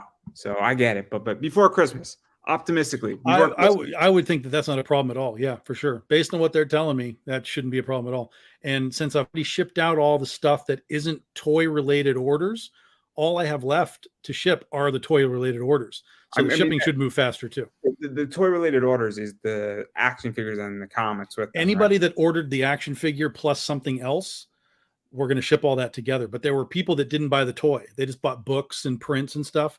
So all of that's already out the door. So that's out of my hair, which will let the shipping move a little faster. I don't know. I'm excited for it. I don't know what I'm going to do with it yet, but I'm excited for it. It might just go fucking play with it is what you're going to do with it. You're going to have him kick your G.I. Joes in the face is what you're going to do with it. That's what you better be doing. What I might do is that I might keep it in the box until I move. That's the most horrible thing I've ever heard in my life. And then what I want to do is I might open it up and then get a nice, really big glass case. So look, and have them fight. I got Scarlet right here, right? As soon as Critter's here, they are in a battle royal. It is all on immediately. Well, I can tell you who Critter's fighting first in my house. My next Super Saiyan 3 Goku. It's on. Goku. Punk. It's gonna be great. It's gonna be great. Oh, so here, I'll show you this. For those that, because we were talking about those standees. This is one of the ones we did before, right? I'm trying to get the light. There we go. So this is what the standees look like. So in that mystery box, that's what they look like. They're about 5 inches tall. They come with a base. And yeah, we only do 100 of them. So that's what those are. It's going to be fun. I can't wait to make a stop motion of Critter fighting Goku. It's going to be great. It's going to be all over TikTok. It better be. Maybe I should go buy the Mattel WCW ring and have Critter in like a ring. Take it on Hulk Hogan. It'd be great. 30 points of articulation, man. You can do whatever you want. Oh, it'll be absolutely fantastic. But yeah, no. I think it's interesting. And then obviously I know there's art prints. Obviously, there's a lot of trade paperbacks in this thing. And there's just a lot of stuff from Big Dog Inc. that if you want something, you can get it. Jungle Girls also, is that just a single issue? Or is that... Yeah, we've only done the one issue. So we've got that as an add-on. Kaiju Epic is an add-on. The Princesses versus Zombies line is an add-on. Well, I mean, they're pledges. You can just pledge for that stuff too if you want. But yeah, all that stuff so that you can get a taste of everything that we do. And then obviously, I mean, if there's not something that's on this campaign, I'm sure that somebody could shoot you a message. And if it's obtainable, I'm sure that something could be worked out in some fashion. Yeah, you can message me. You can go to the website, bigdoginc.com. That'll take you right to the store. And you can just kind of browse around, see what you find, see what you like. But I live on Facebook. So if anybody's got questions, you can always shoot me a message on Facebook. And you know, I can answer questions, direct you to product. In fact, somebody on this campaign, he was like, "Oh, dude, I missed the pillow fight, campaign. How do I get it?" And I'm like, "I got you. I got you hooked up. No problem." So yeah, we can always make it work for you. Yeah. It's customer service 101. Yeah. But I do want to back out of all of this, and I do want to talk about your other favorite topic, and that is movies. Sure. And there are 3 things that I'm very curious about how you feel about. How did you feel about the Mario movie? It was okay. Because I didn't see it. I didn't see it yet. I'm waiting till August 30th. I think you'll like. You're a video game guy, so I think you'll love it. It's going to be on Peacock. I enjoyed it. I didn't love it, but I'm not super video game guy. So there was a lot of stuff in there that was like Easter egg driven that didn't connect with me because I was like, I don't get it, guys.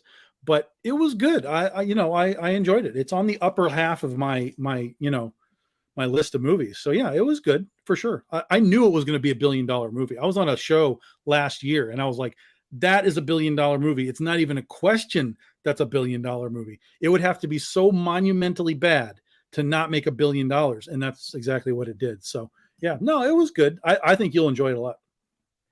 No, I'm excited to see it. Obviously, due to my surgery, I didn't get to see it. It's coming on August 3rd, so that's a Peacock, and I think it'll be great. I think it'll be a good time. I'll crack open a beer. It'll be great. And it's not. I don't think it'll be bad. Do I think it'll be perfect? No, but it'll be worth. I think it'll be worth what, like the hour and 40 minutes. 100%. Yeah, it's a tight movie. And then, how did you feel about Fast X? Because I enjoyed Fast X, but it was terrible. Bad. Oh, it was terrible. It was awful. Like so awful. Like nothing.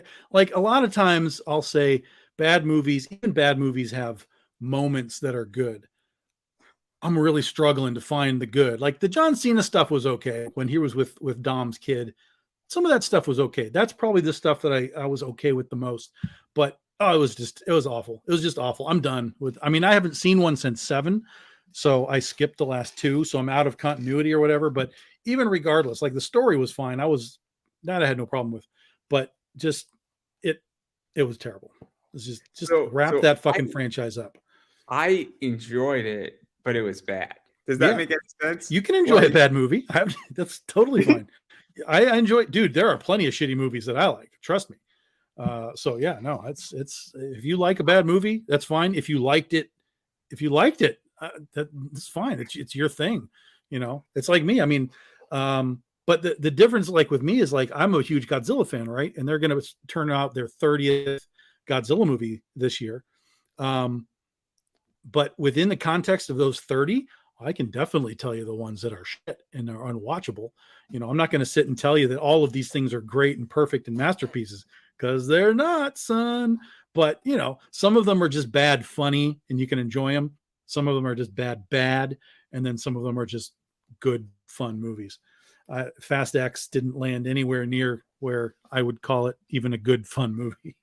I enjoy some Godzilla stuff. I like the Shin Godzilla stuff that they redo. So like Shin Ultraman was good. Shin Kamen Rider was great. Shin Godzilla was great. Like they were fun. They were enjoyable. They weren't the best Godzilla thing ever, but they were good. I enjoyed it, and it was well worth my money. And those, I just ordered Shin Kamen Rider. Great movie. Really. Watching Godzilla basically puke on Tokyo and light it on fire, I was like, that's crazy, man. I love that scene so much. So yeah, no, I agree. Yeah, but no, Fast X, I'm definitely done with the franchise. I'm out. I really only went because I was just feeling really like cooped up in the house. I have got to get out and do something, and that was the only thing that was playing here. So it's like, okay, I'm gonna watch it. I knew what I was getting into, and I like cars. So for me, it was cool to see those nice cars and souped up cars. And I have a problem because I like that stuff. It's not a problem. It's not a problem. I like a couple of the movies. I like a couple of them. I Tokyo Drift is my favorite. But I that's the only one that I own on Blu-ray. Like that's the only one I'll ever own. Because I'll never watch a fast movie again. I know exactly what I'm going to bring if I'm ever at a con up in Michigan. I'm going to bring you a nice Blu-ray set of Fast and Furious. Oh yeah, we can. I'll take him down to my cousin's house, and we can put him in the skeet shooter and just.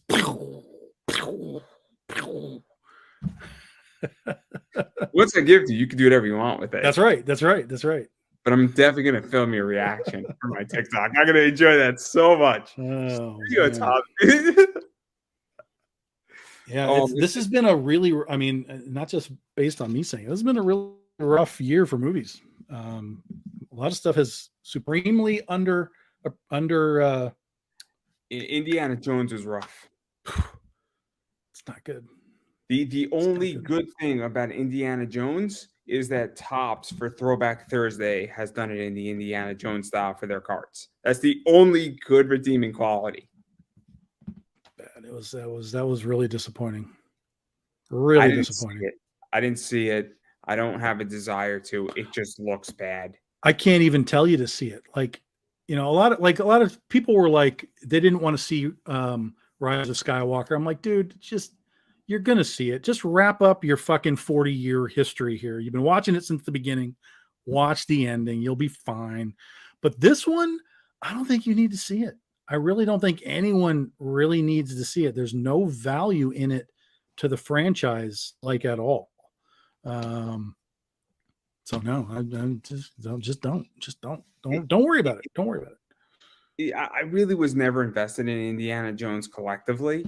Oh man, I was all about it when I was a kid, right? Because I grew up with Raiders of the Lost Ark, and then we get basically a freaking horror movie out of Temple of Doom. Like, holy shit, this is my childhood is all kinds of on crack right now. So I was big on Indiana Jones. I don't love the third one, Last Crusade. I don't love it as much as people do. I like it. I don't love it. Crystal Skull, the more I think about it, like I don't like Crystal Skull, but the more I think about it, it's better than the last one. It's better than Dial of Destiny. And I know a lot of people don't like Shia, whatever. I understand that. There's actors I don't like, but he wasn't the distraction and the problem of Crystal Skull. But I think it's better. I think it's better. Like my rating is in order: Raiders, Temple, Crusade, Skull, and then Dial at the bottom. That's it.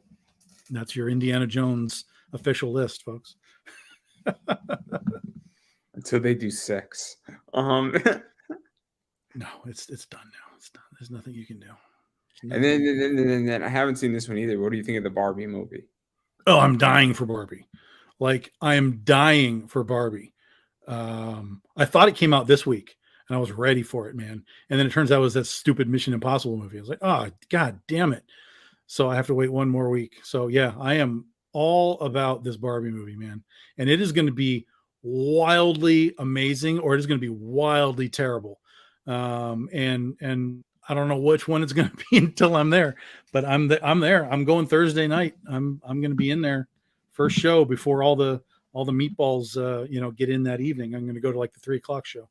I think I'm going to go, but I think I'm going to wait 2 weeks just to let everybody get it out of their system. And then I'm excited to see it because I think it's going to go one way or the other too. Yeah. But it's going to be a monster, or it's going to be garbage. I mean, look, or it could be like you just talked about. It could be so bad that it's good.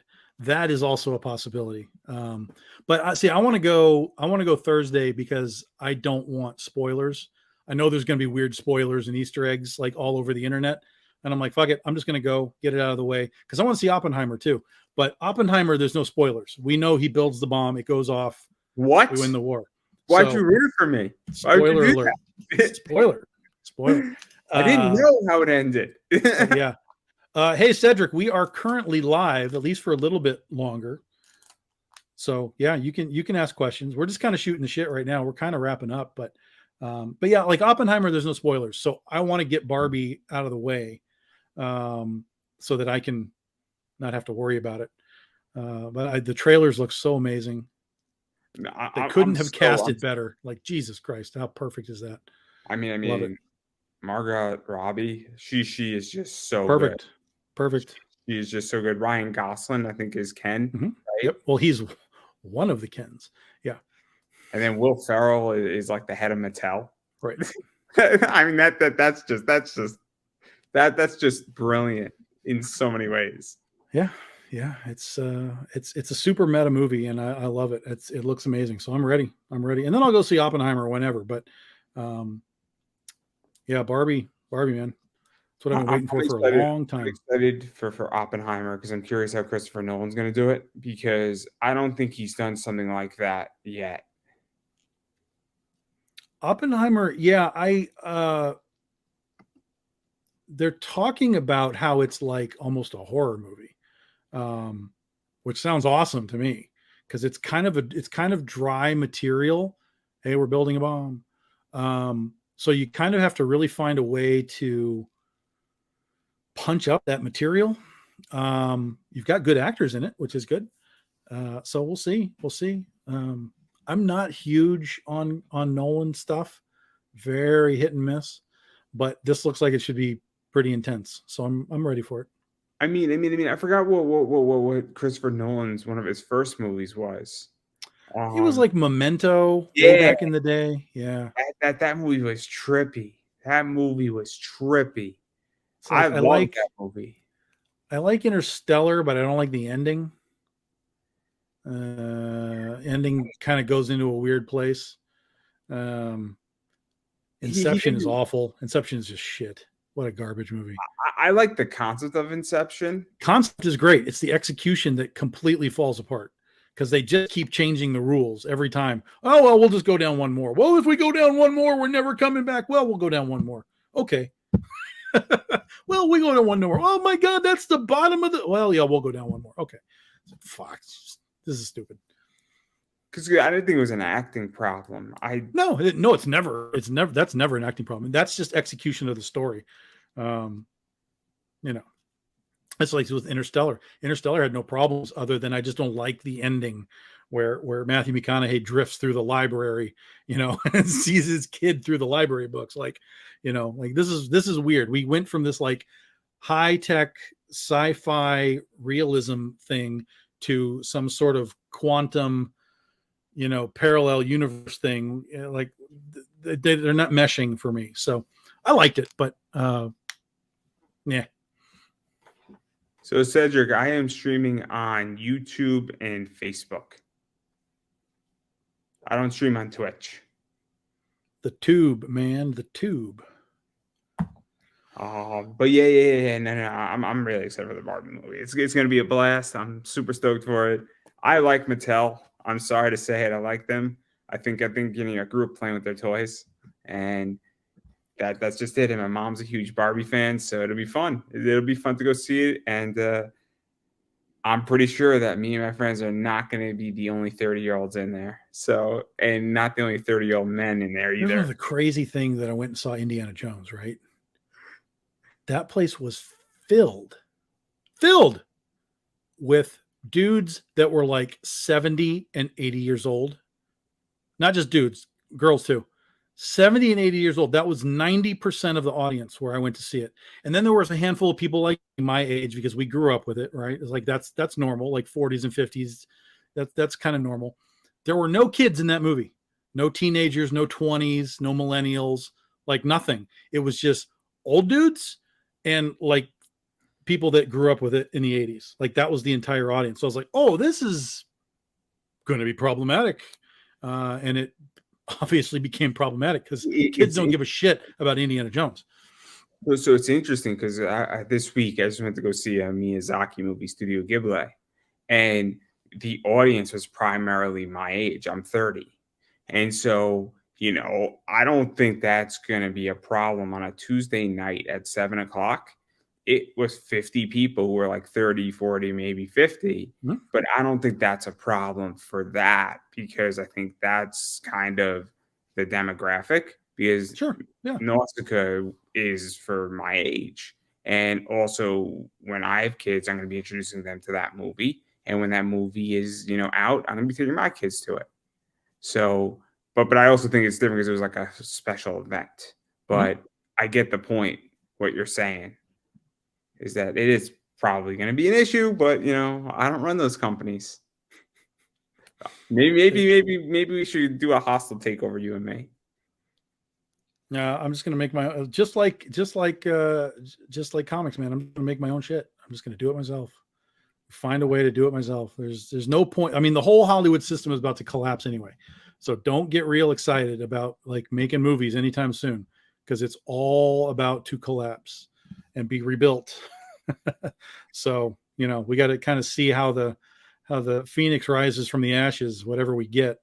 Oh man, I don't like this. I'm an investor in like Netflix and Peacock and Paramount. This is not good for me. Bad. It's bad for all of that. All of that is bad. Yeah. Yeah. I don't know. I mean, when you start talking about the guy sells Squid Games to Netflix for some flat fee and they make $1 billion off it and don't give him any residuals, fuck you guys. Like that's insane. That's batshit insane. But so, whose fault is that in reality? It's no one's fault because he signed the contract. And this is the same thing we have in comics, right? Somebody made something for Marvel. Marvel owns it. We all understand that.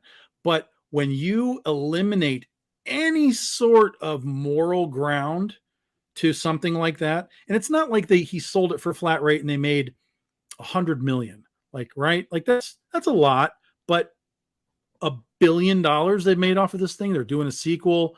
Like, you can't kick this guy $1 million for, hey, thanks for making us $1 billion. Here's $1 million off the, the sole of my shoe. It's awful. It's awful. And that's what these guys with comics have been complaining about for so many years. Hey, I created all this crap you're putting on the screen that's now you $700 million every movie. Why am I not getting any sort of kickback? And then when they do, it's usually like, oh, here's a check for like $1,000. Thanks. Bye. And then it's gone. So that's the fight right now. It's the fight in comics. It's the fight in creator owned. It's the fight in the Hollywood system. It's a disaster right now. And all of these guys that are at the heads of these companies, they have fucked around for a long time, and they are about to find out. Maybe. I mean, look, you know what it is? I'll throw something out there where I don't think you're ever going to get a show like Seinfeld, and not the actual show itself, but the contract side of it, where Jerry and Larry David have made more money off of Seinfeld selling it to Netflix, Hulu, Sure, or whoever wants it in syndication. Same thing with 2.5 Men. They've made more money than actually when it was live. sure, absolutely. Because that's one of the complaints right now. The what's, I don't know what his first name is, but Gunn's brother, he was on Gilmore Girls, and Gilmore Girls is on Netflix, and he's not seeing any residuals from Gilmore Girls being on Netflix. So again, it's just the system is the system's fucked, and it's going to get bad. It's going to get really bad. I don't know. I think I'm going to be fine as an investor. And especially with Hollywood over here going like, well, look, we'll just scan you and pay you for your face, and then we'll just, digitize you into movies for all time. Like, yeah, that's going to go over well. That's really going to go over well. Like, Hollywood is so absolutely head up their ass right now. It's mind blowing. Did you also think that Hollywood is over optioned also? As far as what? I think Hollywood, where I think in comics in particular, a lot of people have gotten a lot of options, but to get something optioned to being optioned to being made into something is a whole different ballgame. And I think a lot of options are strategic, as well as, yes, we want to make your thing, but they're also strategic. They'll pay somebody for an option just so that some other studio won't get it. So, there's strategy in the option system. But when you're paying a lot of money for options and, trying to eventually then maintain those options, they have to pay them again. It's like, what's the point? Like, just if you're not going to make it, let somebody else make it. So. No, what I'm getting at is that I think a lot of creators, at least what I think, is that a lot of creators might have an option for something and they think that their thing is going to get made. And oh no, trust me, they all know that the chances of it getting made are like 1%. They're all very well aware of it, but they're happy to take a check for 10, 20 grand and be like, yeah, go ahead, make a thing. And then in 5 years, when it doesn't happen, they'll be like, well, you can give me another 20 grand.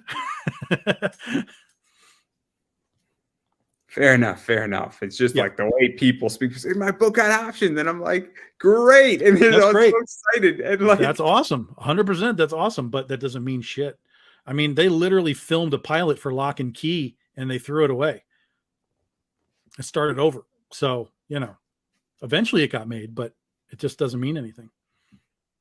No, my point is that everybody in like the comic was like, I'm getting my thing into a movie, and I'm like, probably not, like.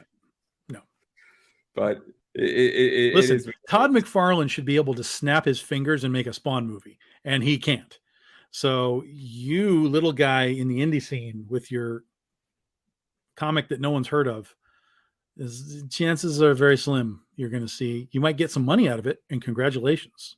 But to actually see it hit the big screen or the streaming screen, that's 1%.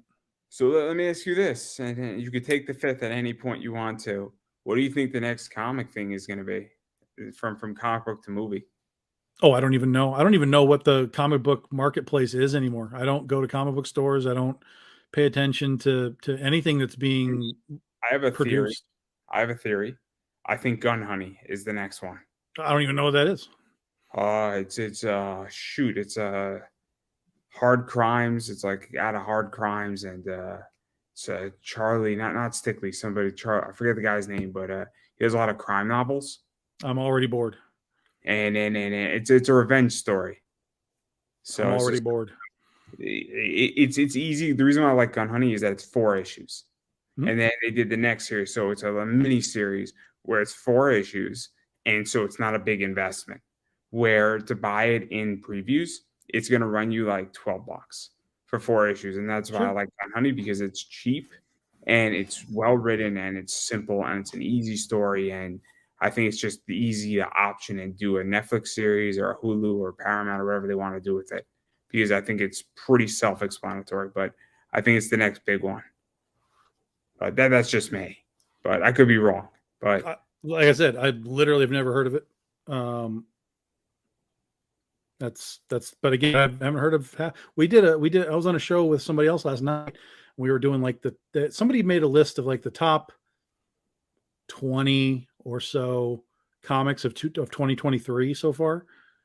And outside of some of the Marvel and DC stuff, there was a whole bunch of Image books in there. And I was like, dude, I have never heard of any of this. Like, of the 20 books, I had heard of maybe 5 of them, and they were Marvel and DC things. I don't know what any of this other stuff is. So I don't have time to be paying attention to what other people are doing like that. the only Because I don't image, go to the comic book store. That's the thing. I don't go to the comic book store. My comic book store is basically Kickstarter. I will scroll through Kickstarter all the time to see what's there.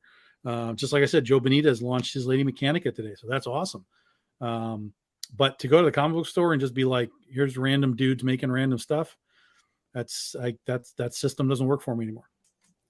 the only Image book I know, and it started on Kickstarter, is Moonshine Bigfoot. And the concept is that it's Bigfoot, and all he wants to do is make moonshine, and the government's on his tail. And it's muscle cars, moonshine, and running moonshine. And it's a stupid sounding book, but it sounds awesome. The reason why I backed it is that it was $16 for all 4 issues. Sure, that's all right. So it was cheap, and it sounded like an awesome book. And it was, I think, Zach Howard and Steve Ellis, who've been around for a while. And I think, sure, yeah, I know Zach Howard, yeah. And so Zach Howard's done stuff for Marvel, and I'm like, it seems like a good team, and it seems like a fun book, so why not, right? It seems like this is the book to take us back on, and that's how I viewed it, and I made me stop on Kickstarter, but it was on Kickstarter first. Yeah. If it was on Image's website, wouldn't touch it. There's a lot of stuff that's been on Kickstarter that's moving into, publishing areas. So that's one of those things. That's one of the advantages of Kickstarter is you get to make whatever you want. And now there's publishers that are like, yo, you want to bring it over here now? And you're like, yeah, it's the option, right? It's like, yeah, take it, go. It's already done. Take it, do what you want with it. Make it happen. It's like Antarctic Press. Antarctic Press is going to be starting to print Critter again in January. They're going to start from the beginning, just start running the series monthly. So that's going to be great. That'll be awesome. We'll be back in comic book stores again for the first time in 7 years. And we'll be launching the Critterverse again in January as well. So it'll be nice dual marketing. It'll be great. And so I'm not going to push you too much on that, but you're going to still be on Kickstarter.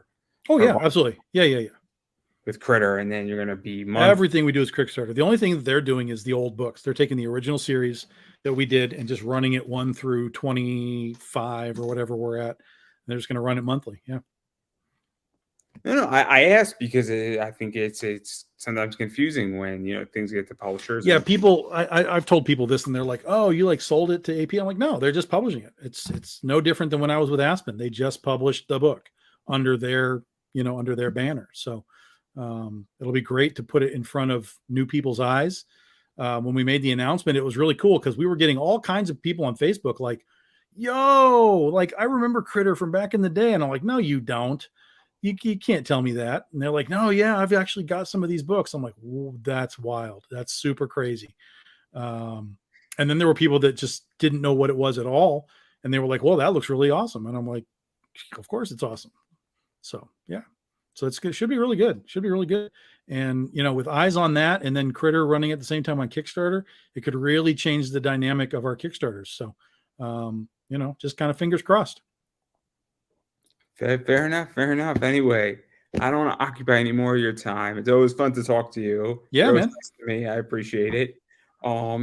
I do need to go buy at least one of those hollow foil critter books. I'm gonna regret if I don't. You got a couple hours. I got like an hour and 48 minutes to do it. Which I'm gonna do it immediately after we're off the air. I don't feel like doxing my credit card to everybody. But the nice thing about your campaign, and I want to say this, is that it does come after and it ends in August, which gives me Ends time. August 7th. Yeah, August 7th. So the bill isn't due today, which is very helpful. And I think sometimes people don't realize that on Kickstarter, the bill is due at the end. It's not due at the front, which is what Indiegogo does. Correct. And there's advantages to both. I'm not here to discuss either one, but obviously it is very, very helpful when a bill is due later and not front and center. Sure, So, absolutely. That's all I have to say on that. I will be getting at least one of them, potentially two, because who knows, maybe I'll flip one of them. I don't know. I got to pay for this somehow. This show is not free, guys. I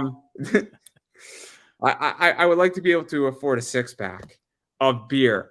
But anyway, I do want to give you a chance to self-promote. So where could people find you, hit you up, bother you, disturb you? Yeah, I mean, we're everywhere, all the key places. You can basically look up Big Dog Inc. Anywhere you go, you'll find us. We kind of live on Facebook. That's where we do everything. And then it kind of filters out to Instagram, Twitter, BDI Comics. We have a Patreon, patreon.com/Big Dog Inc. We are on TikTok, but there's nothing there yet. We'll probably be getting a little more serious into that towards the end of the year and into next year. But yeah, that's the primary. And then on Kickstarter, you can follow us on Kickstarter as well. That way, whenever we do a project, you'll get a notification as well. So go over to Kickstarter and you can follow us there too. Yeah, and I'm just going to keep saying it, and I'm going to say it again and again and again. I've been saying it for 4 years. If you like something, you need to support it. And in particular, when something is on Kickstarter, you need to actually financially back it and pledge, because that's how stuff gets made. And $1 helps, $100 helps, $85 helps, $15 helps. And it makes a huge difference in a lot of ways when you financially pledge. But even going beyond the financials, following people on social media also goes a huge way as well. And that's something too, where you're following people on Twitter, Facebook, Instagram, TikTok, Snapchat, all the social medias. Threads, I guess, is a big thing now. It makes a huge difference in interacting with people on those platforms as well as sharing out campaigns. All that stuff matters, and it is just as important as backing and physically backing. So I recommend everybody do that just as much as throwing money at something. So I can't emphasize that enough. And then about me, and I am all over social media as well. I am Pop Anime Comics on Twitter, Instagram, Facebook. On YouTube, I am Pop Anime Comics. You can find me there. You can find me on eBay at Pop Anime Comics Collectibles. I have Buy Me a Coffee if you would like to support independent media, or if you're just looking for really cool comics and baseball cards and trading cards, I have you covered on my eBay store. And I guarantee you, I have merch for you that crosses every freaking checkbox. So that's all I have to say about that. And all that stuff's in the link down below, as well as you can check out Preston's stuff as well. I put that in the description, and the link to the campaign is there too for Tom's book. So go back it, and hopefully you won't be disappointed. So on that note, I will give you the final word.